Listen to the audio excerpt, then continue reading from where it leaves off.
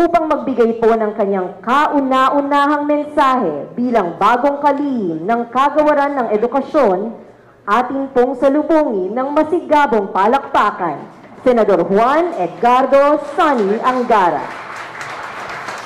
Thank you very much. Let's all take our seats. Thank you po kay Vice President and outgoing Department of Education Secretary, Ma'am Sara Duterte, sa ating DepEd Undersecretaries, Assistant Secretaries, DepEd personnel, mga kasamahan natin sa gobyerno, mga guro, mag-aaral, mga magulang. Isang magandang umaga po sa ating lahat. Napakalaking karangalan po ang pinagkaloob po sa atin ni Pangulong Bongbong Marcos upang maglingkod bilang kalihim ng kagawaran ng edukasyon. Buong pagpapakumbaba kong tinatanggap ang katungkulang na ito bilang tugon sa tiwala at hamon ng ating Pangulo na higit sa pag-ibayuhin ang mga programa na magsusulong na mataas na kalidad ng karunungan para sa ating mga mag-aaral. Gagawin po natin ang lahat para makamit ang mga pagbabago at reforma na aayon sa mga layunin ng isang bagong Pilipinas. Nais kong bigyan ng pagkilala sina Vice President Sara Z. Duterte, ma'am, at kanyang mga outgoing officials dahil sa loob ng 2 taon, kayo po ang naging sandigan ng ating mga mag-aaral at ng mga guro sa panahon ng mga suliranin.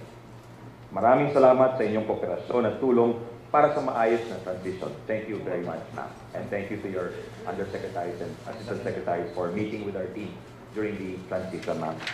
Ang trabaho nyo ng magsisilbing matatag na pundasyon ng mga programa at proyekto na aming isusulong. We will build from what you have already started.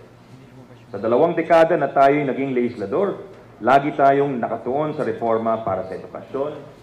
Nagtatrabaho tayo para mapalawak ang access at quality ng education sa bansa sa pamamagitan ng mga scholarship na pinag-iting at educational assistance para sa mga mahihirap nating kababayan. As we assume our role and start a new chapter for DepEd, we want to hit the ground running and we want to learn from all of you here as we go along. Please help us in this journey, as education is a pillar of our nation's progress. It is only through a nation's efforts that education will be improved and made more effective. I hope we can all work together.